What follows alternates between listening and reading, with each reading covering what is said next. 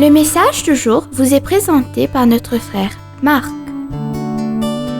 Salut, chers bien-aimés de notre Père Céleste. En ce lundi matin, je veux juste louer Jésus pour son sacrifice, pour la croix.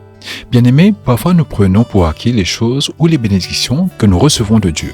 Mais les choses ne sont pas aussi simples que cela. Si seulement nous nous asseyons et réalisons toutes les implications de la mort de Jésus, nous serions stupéfaits par tous les événements. Très chers, nous devons savoir que Jésus a posé les yeux sur la croix bien avant de fouler la terre. Et cela devrait nous faire l'aimer encore plus.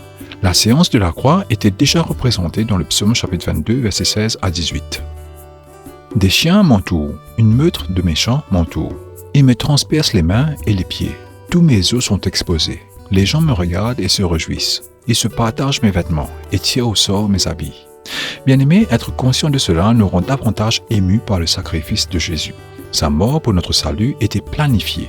Des centaines d'années avant la mort du Christ, David en a parlé dans les psaumes, jusque dans les moindres détails, comme avoir les mains et les pieds percés et tirer au sort ses vêtements.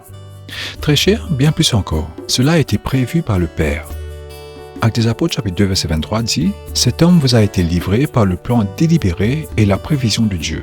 Et vous, avec l'aide d'hommes méchants, l'avez mis à mort, en le clouant sur la croix. » Bien-aimé, savoir que Jésus a fait face à la douleur et à la mort à cause de mes péchés me fait mal au cœur. Je crois que c'est la même chose pour vous. Réaliser que Dieu l'a planifié depuis le début des temps, mais qu'il a quand même créé l'homme, cela donne encore plus de sens.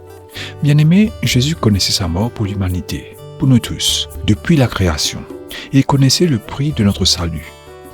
Pourtant, il est allé à la croix par obéissance pour accomplir la promesse de Dieu pour notre rédemption. Alors ce matin, je prends un peu plus de temps pour louer et remercier Jésus pour son sacrifice. Et je vous invite à faire de même. Que Dieu vous bénisse tous. Profitez de votre journée en lui. À demain. Au revoir.